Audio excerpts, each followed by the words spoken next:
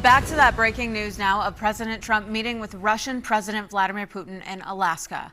The summit is part of the Trump administration's effort to end the war in Ukraine more than 3 years after Russia's invasion.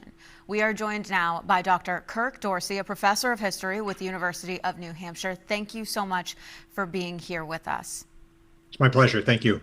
So this is Putin's first trip to the U.S. since 2015. Can you talk about how significant this visit is? Well, anytime a leader of a major country comes to the United States, it's significant. But this is a particularly significant moment because there are arrest warrants out for Vladimir Putin for what's been happening in Ukraine over the last couple of years. The fact that he can travel to the United States freely is very surprising. So the main point of this meeting is to discuss a ceasefire and a peace deal for Russia's war in Ukraine. But Ukrainian President Vladimir Zelensky was not invited to take part in the talks. So what do you think that says about this process? Well, I think it's in many ways, I think it's more about Donald Trump trying to make a case that he wants to win a Nobel Peace Prize. And he's going to try to make the case that he's going to find a way to end the war. And it'll be up to Zelensky to tell him no. But then Trump can say, well, I did my part and Zelensky's the problem. So it's really shocking. We've had instances in the distant past of the United States negotiating on behalf of other countries without other countries' consent.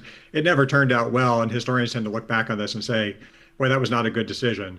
Having this meeting without Zelensky is kind of pointless because they're not going to agree to anything that Zelensky will accept.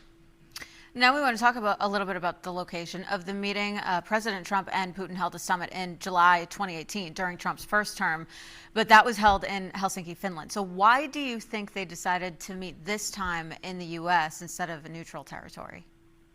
Yes, that's a really good question. Partially, it's because it came together so fast, and having even just a place where you could bring these two people together with their gargantuan security details it's a logistical problem. So using a U.S. military base that is in Alaska, that's pretty close to halfway between Washington and Moscow, was fair. You know, we've had summits in the past. They've met in back in the 70s in Vladivostok, for instance. So trying to find a place that can host it.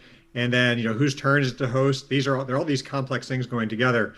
But the real point is that the Trump administration decided on the fly to send this invitation out. And so for Putin, he was willing to go almost anywhere because this really raises his stature. You know, he's pretty much a pariah in most international circles. To be invited to come to the United States one-on-one and shake hands with the president of the United States, that's a huge win for Vladimir Putin. All right, Dr. Kirk Dorsey, thank you for joining us tonight. My pleasure.